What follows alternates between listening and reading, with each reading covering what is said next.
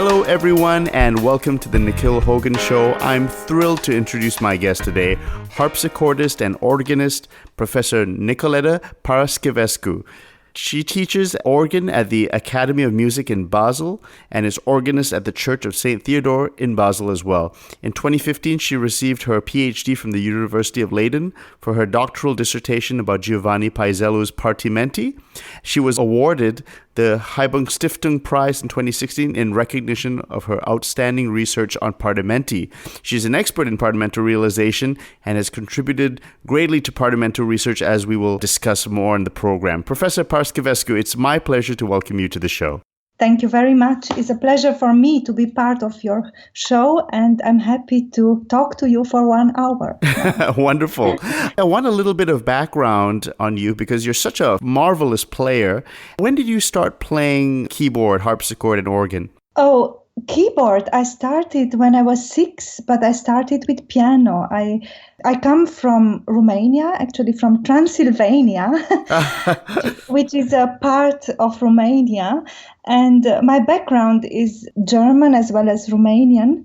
So with a German background, I'm rooted in the Lutheran tradition of that part, which actually the Germans who live in Transylvania, they were almost 1,000 years there. So they had a strong connection to the Lutheran and to the culture in Germany and Vienna. And so that's my background. So I started like everyone in that town, Hermannstadt, Sibiu, who had this background. I started with piano when I was 6. That was my first keyboard. Organ I started with 15 out of passion for the sound of the instrument, which I was acquainted, of course, to the church. And harpsichord, I started only when I was 18 or 19, when I started studying in Cluj-Napoca in Klausenburg, also in Transylvania. I had a harpsichord as additional instrument to the organ. And then really my real studies of harpsichord were in Basel. When I came in 1997, I was very lucky to start right away with Andrea Marcon, studying the harpsichord, yes. So I want to just go back a little bit, and I ask every performer this question. Do you have absolute pitch, perfect pitch, as they say? No, I don't have. So you started with piano. Did you take lessons and from 6 all the way up into university? Yes, I started to have piano lessons with 6 in the music school of the town. I was very lucky to have a very gifted grandmother who played Brahms and Chopin all the way. She had a very good teacher from Berlin, Arthur Stube. I was lucky, actually with her I learned much more than with my piano teacher at that time. And then, like many teenagers, I had a bit of a crisis when I was 12, 13. I really didn't want to continue, and I started a bit of guitar. And really? Yes. I know that you teach guitar. Oh, is it classical guitar or rock guitar? Yeah, classical and right. A bit like in the school, and yeah. And then with 14, I really fell in love with the organ, and no one could stop me. I was going to math and physics school. It was quite hard, but I always found time to practice the organ. That was my great love with 15. So you are a fantastic improviser, but did you always improvise? No, actually not. And I came across improvisation at the Schola. We had that. No, actually, as an organist, you have to learn to play, to accompany a choral, or to make an introduction for a choral. That was the first steps. But at the Schola, I was lucky to have Rudi Lutz as a teacher, and I was much more interested in Partimento playing than in improvisation as such. Well, Jesper Christensen had at that time a manuscript, which is in Bologna, and this manuscript of Partimenti was circulating among the students, And I was very fascinated to see these bass lines, which is just a small part of a piece, and to see what is possible to do out of it. And Rudi Lutz was very open to each student for his preferences. So he would support each one's ideas or the things which they want to do. So that was actually, this manuscript, it's a collection of Durante pieces, was the first thing which I liked really much to do.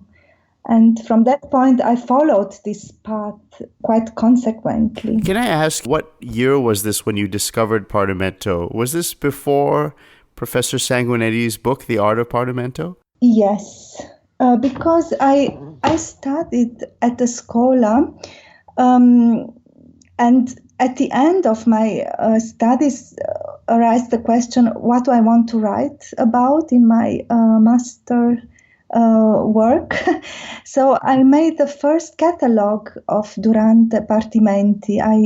The Scola Cantorum Basiliensis helped to collect these manuscripts. I went many times to Rome, to Naples. At that time was quite usual to travel to these places because not all was digital available. So I had very nice trips with a night train to Naples, for example. No kidding, wow. Very nice, yeah.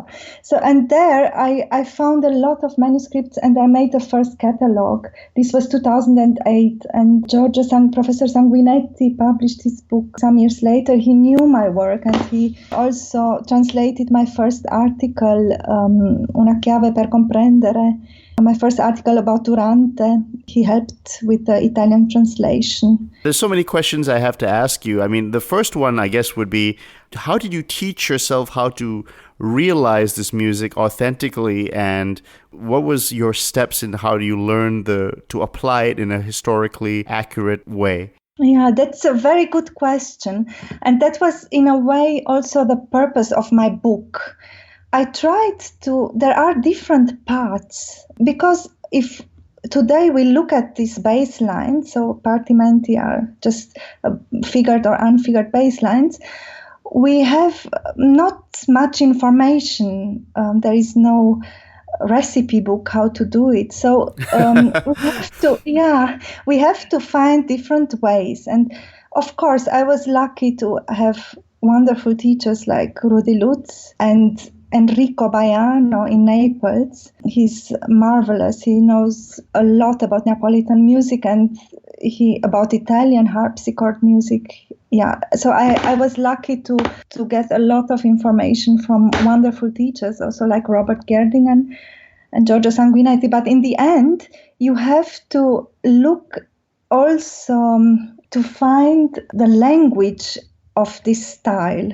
So sometimes if I don't know exactly what to do, I go through the pieces which these people wrote down, like let's say Durante or Scarlatti. I just look, what did they do when they encounter, or in cantatas or in their compositions, concerti grossi, how did they handle these patterns?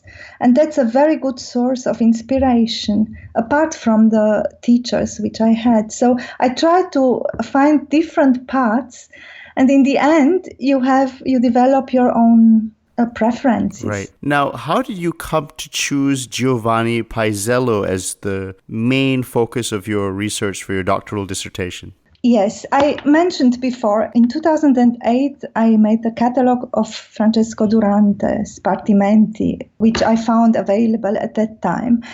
And it was somehow natural to me to continue this path. And Paisiello was a pupil of Durante just shortly, but he comes from Sant'Onofrio, from this tradition. And apart from that, what is really important is it's very easy somehow to play Partimenti if the composer is good. And because Paisiello was one of the most important composers of the 18th century, very appreciated, had lots of good jobs, and he composed lots of music. When somebody composes a Partimento, he has a piece in mind, And that means somebody who is skilled has good ideas somehow. And I thought it's a collection it's a rather small collection, his regole, one of the first prints we have of Partimenti. But it's very good and inspiring, very good quality. So that's why I chose, also because I like Paisiello's operas. You talked about Francesco Durante, who is a very important teacher in this tradition. And your dissertation is really wonderful, the book. It's got so much detail and research. And really, it's a wonderful work. Now, with regard to Paisiello, you mentioned he had a lot of high-profile jobs. I mean, major European courts like Ferdinand IV in Naples, Napoleon Bonaparte, the Imperial Court of Vienna, Catherine the Great. I mean, these are positions Mozart would have killed for, right? Yes, and there is a letter of Mozart, because when Paisiello traveled back from St. Petersburg, Paisiello was a very good businessman. He actually, when he got St. Petersburg, he knew that's a very good position, but he was really keen of getting back to Naples the whole time, I think. I mean, imagine living in Russia is something different than living in Naples. Quite a bit different.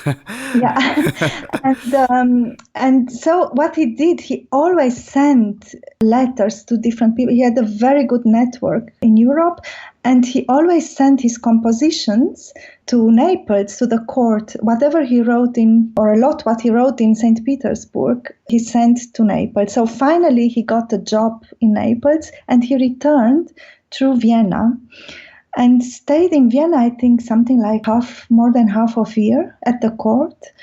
And Mozart writes, I have to go and meet him. He writes a letter to his father, I have to finish now because I'm so keen to meet him. I go and pick him up. Everyone wants to meet him. He was really superstar. Famous. Yes. Wow, that's fantastic. The fact that he printed the Partimenti as soon as he reached, there is also, when he reached St. Petersburg, he reorganized the whole orchestra there. And he had the first concert, and there is also a letter where it's described that as soon after his first success, he was hired as a teacher for. I remember that in your dissertation. This is really interesting. Now, he went to the court of Catherine the Great, but you mentioned that she wasn't actually a great lover of music, right? Yes, I mean, music, she was an incredible art collector, and she was really, she knew that art is prestige, and a good orchestra and a good composer is part of her position there and in Europe. I mean, she was very interested in having very good people there. Her daughter-in-law was of German. She came from Baden-Württemberg, and she immediately got Paisiello as a teacher. Catherine the Great, it's written, for example, she asked Paisiello to cut down the recitatives because it's boring. Oh. Yeah, he wrote shorter operas. There are different letters where all this is written down, that she preferred not too long recitatives. And yeah, I think she was very much aware that a good composer is part of her position in Europe, in the European landscape of the monarchy. Do we have a lot of Paisiello's letters? Do we have a lot of documentation? Did he write an autobiography? How much of his life do we know? Is it very well documented? That's very interesting. What he did, which is very good, he wrote a list of his works. So we don't have an autobiography. We have lots of letters which were published around 1910 to Melchior Grimm, for example, or to other noble people. But for example, in one letter, he also writes about his pupil in St. Petersburg, that she makes progress, and he's very fond of her, teaching her. But we don't, that collection is the only thing as of now which is published. Many letters must be in the archives of Naples, and that apart from the fact that he made a list of his works for a dictionary, which is very helpful for us, he was very careful in taking his music to Naples, back to Naples. I think quite a lot of his operas are in the Neapolitan library, but also spread, of course, in many copies. But what we have also is an obituary. It's a small book. When he died in 1816, there was a small publication in Naples of a book that contains some details about his life. And I also mentioned that I think in chapter 4, there is listed a kind of manual of counterpoint, which we don't have today, and which I think the source in Paris, Disposizioni, which we found, could be important part of this lost. Oh, wow. You're being very modest. Actually, this is a huge find, actually. Isn't that right? That there was a second book of Partimenti that Paisiello, that nobody knew about before your book. And Yes. What is in this second book that we didn't know about? I will explain that. And the great luck was that Peter van Toor created a database. You know about this, no? Right. Database of Partimenti. And he gave in this incipit, this manuscript in Paris it's written Neapolitan exercises. And because they are on two staves, a bassline and the upper voice, it's one volume, and the second volume is on three staves, bassline and two upper voices. So it was not clear. It was just one word inside, which meant Talleyrand, and we all know that Talleyrand was a very famous family in France, politically important, and they were strongly connected to Paisiello because Louis Talleyrand had lessons with Paisiello for many years, and his mother too. So Peter inserted this incipit bassline in his database and called me immediately. This was half a year before submitting my dissertation, and said, "Oh, I discovered something incredible." And what is inside is we have the whole basslines of Paisiello's print, which the print of the Regole from 1782. There are only 5 copies worldwide in Chicago, London, Paris, St. Petersburg, and Moscow, and one in Bologna too, a copy of it. So 6 copies. And these Partimenti are known because we have the autograph and we have the print. But in these 2 manuscripts in Paris, we have the whole Partimenti of the print as counterpoint exercises. So wait, what you're saying is he's taking his Partimento and now you're seeing them as further study in counterpoint? Exactly.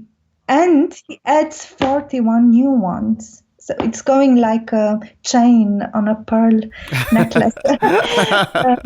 He adds 41 new ones, and they are in the same style. And he does not only one example.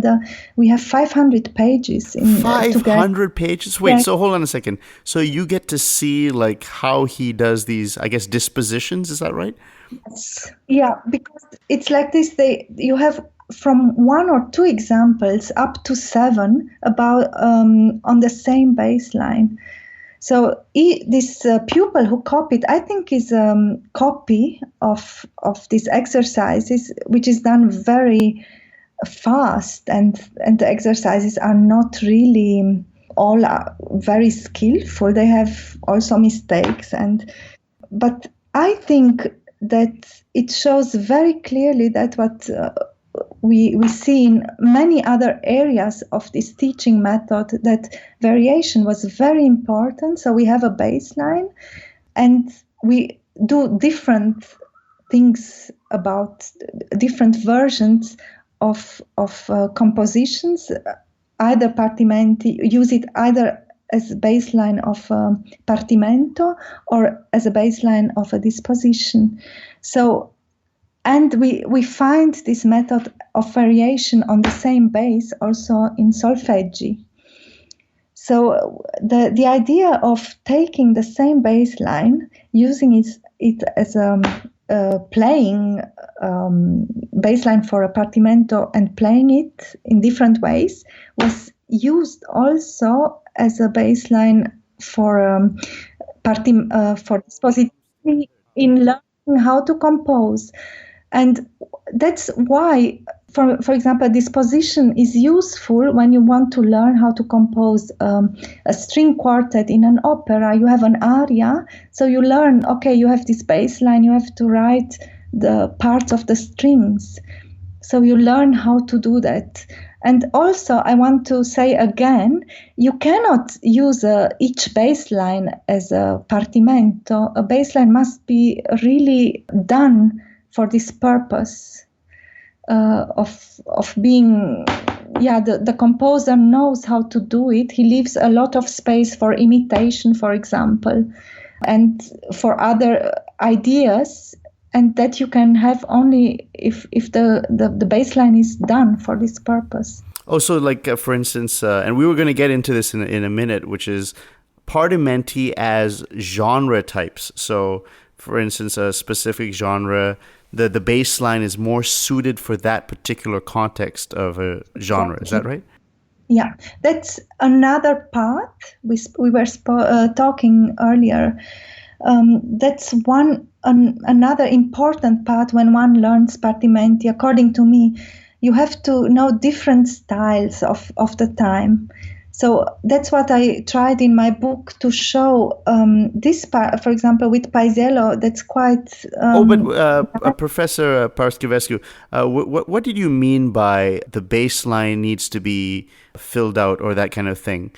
Yeah, you need to understand what is if you talk about genre and you talk about what is the character of this bass line, what can I do with this? Can I show you an example? Yes. For example, this bass line I'm practicing now. I have only this bass line.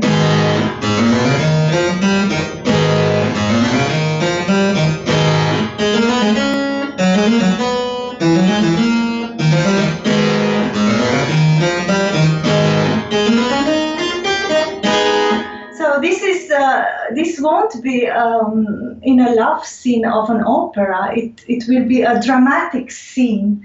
And if you have this chord,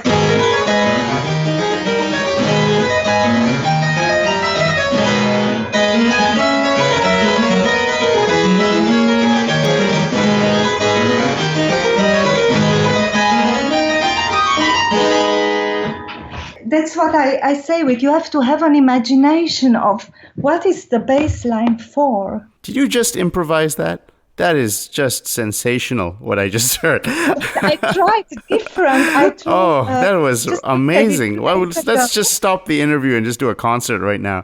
And anyway, no. Oh my goodness. I just was looking through this Partimenti. Actually, I want to mention this work of Benedetto Cipriani. He wrote a wonderful dissertation on Alessandro Scarlatti, who is also in the line of Durante and Paisiello.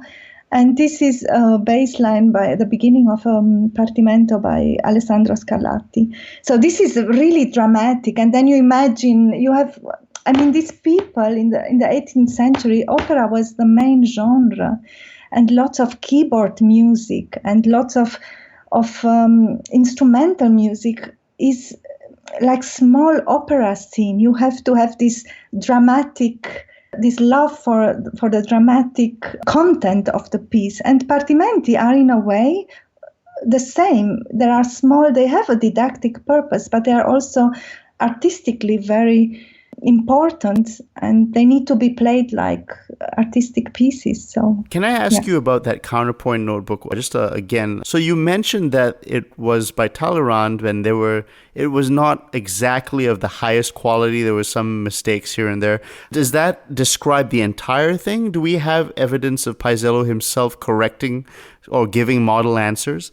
I was looking for that. I asked even an expert. There are 2-3 words apart from the music notes, which the music is not by Paisiello's hand, that's clear. But I thought maybe the words which are in the book, and it's nothing that could be identified as the hand of Paisiello. No, but I think the fact, so we must know that Talleyrand had lessons for about 9 years. Auguste Louis de Talleyrand, and I looked at some of his music. He was he really thought when he was in his 20s to become a composer, but I mean he was a nobleman and he was very much in love with the opera and with Paisiello's music. But it's not really. He didn't become a composer. He became important ambassador, I think, of France. And we have a letter, I think 10 years after he left Naples, he still writes to Paisiello, please send me your music. He writes from Bern. He was stationed in Switzerland, and this letter exists also in that small book from 1910. Please send me your music if it's available in Naples. I'm really interested to have everything from you. And 13 years ago, his library was sold in Germany in an auction. And luckily, most of it was bought by the library in France, in Paris. And there are many. I think it's one of the biggest collection which was sold in the past years, and there is lots of first prints of Mozart and Paisiello. Wow. And yeah, it's quite impressive. Yeah. Now, I actually want to go into the pedagogy of the Neapolitan method, and I asked a question of Professor Yerdigan in a previous interview. I asked him about the role of intavolature in the training at these conservatories, and he said it was still unclear how extensively they were used. Is there any new information about how these intavolature were used in the conservatories, or is it just a mystery? No. First of all, I want to clarify the word intavolature. The intavolature was always part of the curriculum, and in the earlier times, so let's say in the 17th century, it was just intabulation of another piece into keyboard music, of a vocal piece, for example, into keyboard music. So we don't speak about it. Just to clarify that intavolature is another word in this context of the 18th century, is another word for pieces, for keyboard pieces. And the intavolature are very important. I myself do research on it because I'm very intrigued. In many Partimento collections, at the end, we have some keyboard pieces. Let's say you have a whole collection of Partimenti, and at the end, the copyist puts there some pieces. And it's somehow, I found a quotation from 1803, I think, which says, if the student is not willing to take the pain and then he can still learn something by practicing intavolature, which in my opinion makes sense, because we have intavolature by Greco, which they are very beautiful. The Greco's intavolature, they are early. Greco is early Partimento composer. We have intavolature by Fenaroli. We have intavolature by also in this Alessandro Scarlatti manuscript in Hamburg. The second half of the manuscript are intavolature, and I think there was a need to have also some examples, although they don't seem to have a direct connection with the Partimenti, but they are pieces to play the keyboard and to learn to play. I wanted to ask you about those Fenaroli intavolature, and I asked a few professors about them, and they said it's kind of interesting because he was a great counterpoint teacher, but How come there were some, I guess, contrapuntal mistakes, parallels in the writing of these intavolature? Have you noticed any of those quote-unquote contrapuntal mistakes? Yes, even in the Paisiello is full of it. To be honest, when Fenaroli was published in France, these mistakes were erased. In his manuscripts also, I don't think the parallels were such an issue in the practical counterpoints, especially because they were compensated by inner voice changing and so on. We have different sources which talk about it. But as soon as it was published and printed in France, it was really erased. It was very clean. And this, I can imagine that the practical part was not as narrow as when they started printing it, and especially probably in a tradition of clean and neat voice leading, you don't want to publish it. Although just Peter can talk more about it, salas, counterpoint exercises, and so on. We always encounter this issue of parallels and so on. You are also an educator. In addition to being a wonderful performer, you teach Partimento as well, and you teach students. And I wanted to get your advice on how to learn this art, this craft, and perhaps maybe we could take it from the very first baby steps. How should I start off? If I think about my role as an educator, I would say the separation of different aspects in teaching music is the first step I would not do anymore. What I want to say, when we go and have, when my 11 years old daughter, for example, has her piano lesson and she learns a piece, when we practice together, I try to explain to her the different aspects when you learn a piece, that harmony, and you have patterns that repeat, and you have a structure, a cadence. So the basics is to learn the language. And this I would say to everyone. And language means to learn not only the words. When we learn a language, we don't learn only new words. We learn how to put them together. And I have the feeling in today's education, early education also, especially when children learn only to play a piece, is a pity, because they could learn the structure of a piece very easily, and they could learn where the cadence is, in which tonality they modulate, and so on. That's what I would advise everyone, actually, to learn the language of the music of the time. Is there a collection of Partimenti that you like to use for beginners? Yes, when I do some master classes, for example, I like very much to use Durante's Partimenti, and I find Durante a very, very good key of entrance. Why? Because he has, not only because he has his Partimenti diminuiti, which are very useful, I will explain what it is, but his Partimenti, they are not too long, many of them. They modulate, and they are very clear in conveying the language of the time. And apart from it, you have, for example, of course, this can be argued that his collections they are a bit later than when he died, but even his earliest collection, we find these elements of cadences, patterns, partimenti numerati, so without any additional input, and partimenti diminuiti. The diminuiti, he shows you how you can do a bass line, how you can do different bars from a partimento. So that's why I like Durante. In a way, it's very good to start with, I find, with students, especially when they know basso continuo and when they have a level of understanding the octave rule and so on.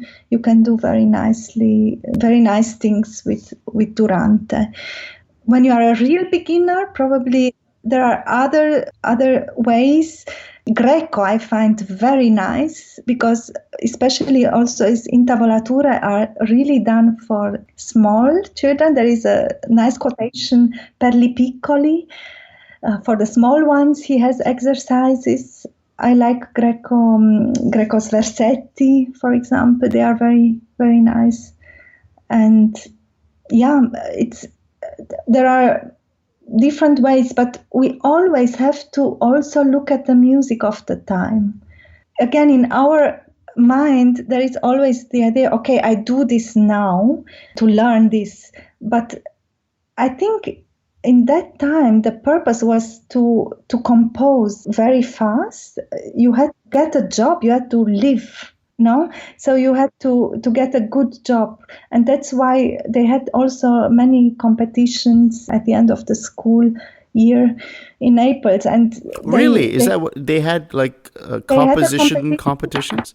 Yes, from all conservatories they would gather. They had to compose, and it was an open concert where they played the pieces of these composers. For example, Paisiello, we know he composed a small opera for his last year. We don't have the music anymore, but it was, the competition was very high. So these students learned with solfeggi, partimenti, disposizioni. They learned the skills of a composer very fast. You have been teaching this for quite a while, and what are the common mistakes or ways people can get faster, or just, what's a better way of learning this? What are the things that slow people down when they're trying to learn Partimento or learning composition and improvisation in this style? I think it's in the beginning can be quite hard. I experienced myself. And what is important, what I would advise everyone is to not get stuck only in the partimenti, to look always parallelly the music which you play as a player from this point of view. Like, okay, I play now a sonata by Galuppi. This could be a partimento too. How does he do that? So you understand, you practice partimenti, and at the same time when you practice pieces or you perform pieces in concert, you look at them with the eyes of somebody who knows about partimenti. And I think that's a first step, not to get too narrow only in partimenti, and to achieve faster results also. If you look at the music like a partimento, you learn a lot. Within the classical world, of course, improvisation is quite rare. And how has been the reaction to your development in this skill and this field? Have you seen interest from people who don't improvise, who are curious about, hey, what is this? What is Partimento? Yes, I think, how shall I put it? I think that today many people, no players or from other musicians, they are very much interested in the pedagogy, in the how music was taught. And I experienced this in different also gatherings with other musicians or musicologists. There is an interest in how was this taught, and Partimento is one thing which we don't know much how it was taught. But I think improvisation is very much connected also to an inner. I mean, I have many, when I hear a bass line, I have different things which I could imagine above a bass line. Because it's also like it was earlier, you get to know a lot of music by singing, by performing, and you get like a lot of patterns in your ears which are part of your experience and of your life as a musician. So when all this comes together and you for me, it was important to read about it a lot and to write down. I still write a lot out to check the voice leading and also to check if I repeat myself. Sometimes I do things which I don't like anymore 1 week later. So writing down is a very, very good exercise. But I experienced that not only musicians, also musicologists, they are interested to know how was this taught. And what I said before, we should not separate too much Partimento from its context. Because Partimento was part of a teaching curricula, so was part of a big baggage of other things, and was part of musicians' life. A trio sonata could be a Partimento or an opera, a beginning of an opera. In Paisiello, many Partimenti, if you look at them, this could be a ouverture. Or other things by Durante, you can see a scene of an opera also, or of a oratorio, a part, or I don't know. So we should not separate too much. We should look at the music of the time and of the. And that will also lead young partimentisti or young people who are interested in improvisation. It will open their interest in the literature, and it will give a lot of new input if we look at the Partimenti as a part of a bigger context. What's the difference today in the popularity of Partimento versus perhaps when you had just discovered it? Oh, that's a big difference. And it's very nice, I must say, that many people get interested in this, and all over the world, actually. The best example is the discovery through the digitalization and also through the database of Uppsala database. We found much more sources which were not available 20 years ago. And I'm really happy to see that many people look for this art, and not just to just be in fashion. They just want to understand much more about it. Last summer in Smarano, I could present my book, and Partimenti I could play half of a concert, and it was so nice. The students were so interested. When I gave my lecture, they just asked after the lecture for lessons and wanted to know more. It's really nice to see this interest from all over the place. Can I ask you about your amazing album, Partimenti Napolitani? And it's such a great recording because it's a Partimento album, which is so cool. Yes. And so, I mean, how did you select the Partimenti? Of course, there's plenty of Paisiello in there, but I see other names as well. And tell me what the recording experience was like. Yes, so the idea came because in my book, which will be translated in English and hopefully will come out end of the year or next year in English. So when I wrote, my book is actually full of examples, musical examples, and many of my own realizations. So I felt that it was a very nice practical addition to my book to have these pieces put together. And the hardest thing was to find a nice order in these pieces, because these pieces are each one have their own word, and to do like a 2-part sonata with a fugue in the end and to have the right order, it was quite difficult to find that. But I enjoyed a lot because I thought it will give new inspiration maybe to other people. And they're your realizations, right?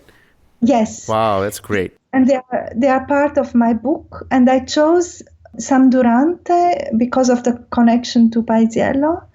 And also Doll, Giuseppe Doll, who is the only Bavarian who taught in Naples, whom we know. And his collection is in Geneva. I took one Partimento also from there, Is your style of play, do you try to be as authentic as possible, or are there some parts that you want to inject your own personality in that perhaps is not exactly like the tradition, but what is your style when it comes to realization?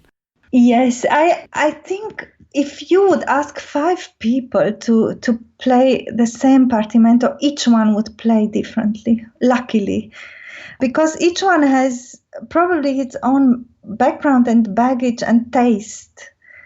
But of course, I have a lot of, when I did the Paisiello, especially most of the recording is Paisiello, I heard a lot of his operas. And I went through a lot of his music, just also to know the style better. And what I think there is definitely a big portion of personal style, absolutely, for each one of us. And also a personal predilection, if this word exists in English, for a time and for style. Galant style was always one of the things which I liked most. And most important is also to understand that Paisiello's pieces which he wrote for the noble people, which have often a very not low level, but they are not really difficult playing. They can be really changed by understanding his language, and the Partimento is learning this language. By understanding this language, you can make a completely different piece out of it. And I think there is a portion of personal taste in each of us. Can I ask, this is a question just about education. What's the best way to learn counterpoint, in your opinion? Well, the most important is to what everyone did before and also today is to learn to look at the compositions which we have at the time, from that time. And counterpoint means also to learn the basics of cadences. Actually, to learn Partimento is a very good pre-level of learning counterpoint. Though I must say that counterpoint was not, today when we learn counterpoint, we think of a student which studies composition and does only exercises on paper. That was not the case. I think in this way, a composer in the 18th century was a player and not just somebody who did only composition. This idea is rather modern idea. So contrapuntista means a lot different things than what we know today. You also did a recording that is really astounding, which is the Marianna Martines music. And could you actually talk about it? Because those recordings are absolutely outstanding. Thank you. Actually, last week, it was the first film about her was done by the ORF broadcasting. ORF is the national broadcasting company in Austria. And it's the first film. They finally did a film about her, and last week it was shown in Austria. And I was really happy because they asked me also to play and to talk in that documentary. And it was extremely helpful for me also in my path through the Partimento learning process to study her music, because she has a very natural Italian style, and she has a very small and very beautiful autobiographical sketch where she writes how she learns counterpoint, and she says she studies every day the old masters, like Lotti, Galuppi she mentions. Apart from the fact that she composes and she practices, she studies every day the old masters. So everyone, even from Bach we know, they all studied the old masters. And I think it's important for us too to know, not to just try to play Partimento, but to understand the music of the time. Okay, so this is a fun question. Can you give some recommendations of not just Partimento, but music that you think are just great pieces, great compositions that you think would be very helpful for somebody, getting into these old Italian methods like Partimento and playing and that kind of thing? What kind of compositions do you think that you love that you think people should check out? Oh, yeah. I love, for example, the toccatas by Greco. I find them wonderful. I dived into Alessandro Scarlatti recently. It's quite interesting, his keyboard pieces. We must also, I can imagine that lots of the pieces which we have today, it's just only a part of what they wrote down. They improvised a lot more. So we also don't know always for which purpose they did that. I find the Studi e Divertimenti by Durante very interesting also when one studies Partimenti. Then wonderful is Pasquini's compositions are amazing. And now I'm talking only about Italian music, Frescobaldi, and a lot more is to say. But it's important. I mean, if you study Pasquini, also you understand counterpoint very well. And yeah, the music of the time is good to go through Storace and also Domenico Scarlatti. In some points, his sonatas are also very, very, very much like Partimenti. I mean, it's quite interesting to see.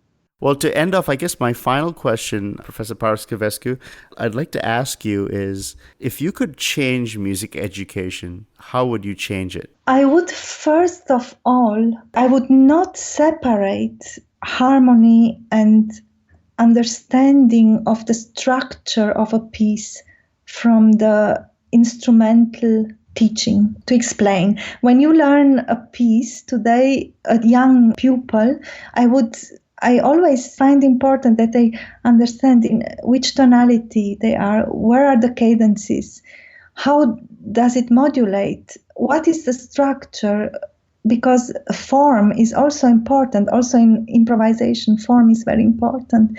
So when a pupil learns ready-made pieces, unfortunately the education is like that we just learn ready-made pieces, at least he gets to know, okay, this is a minuet. What are the characteristics? How is it built up? Oh, I can ornament in the repetitions. Oh, that's a different piece then.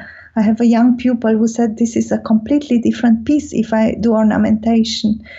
So unfortunately, often we have theory lessons separate and we have ear training separate, which makes in a way sense.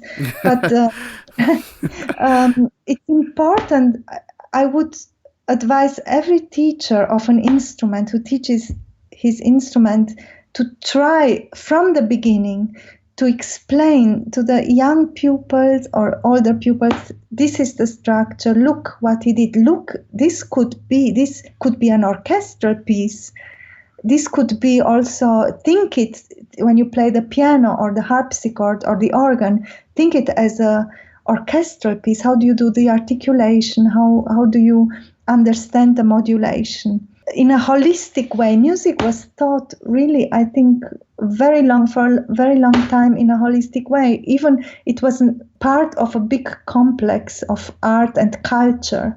And I find even important to convey also the whole cultural background to the pupils. I think that's very important. It's not just playing notes. It's telling a story and telling it in a very vivid and lively way.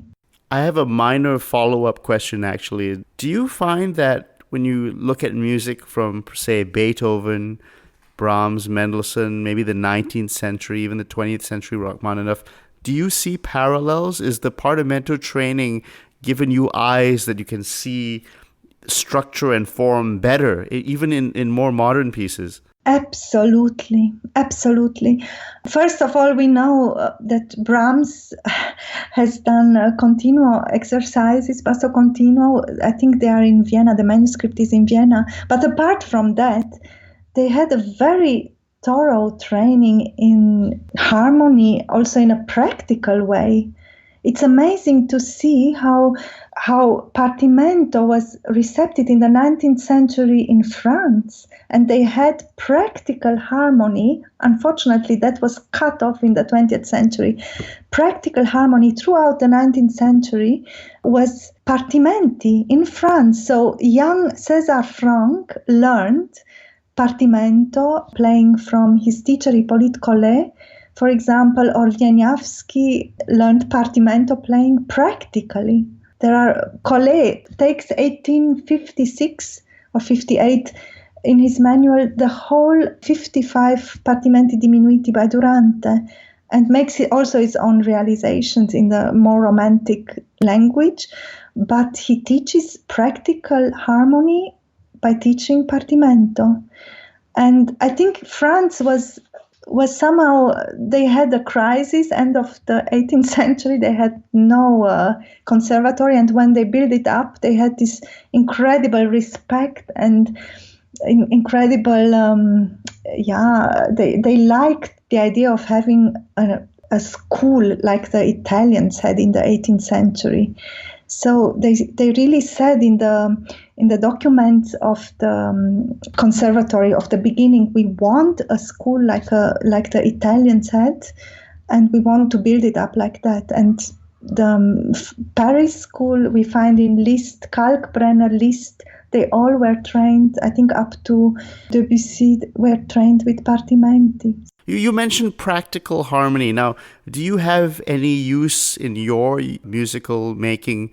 Do you have any use for, I guess you could say, the stuff that like Roman numerals, tonic dominant functions? Do you use that kind of theory, or do you think of music differently than kind of how we're traditionally taught in the 20th century? I try to, when I teach, for example, when I teach 18th century music, I try to keep to that language because it's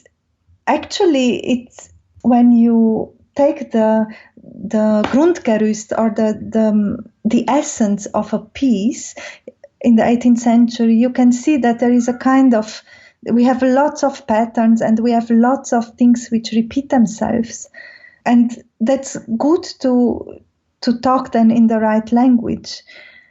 Later it changes, but I think if one understands the basic elements of how a piece is constructed, he can apply that much easier in the right way also with other pieces, even if the musical language is then a bit different. The Grundgerüst stays the same. So you don't quite use that Roman numerals and that kind of thing. Is that's not too useful for you?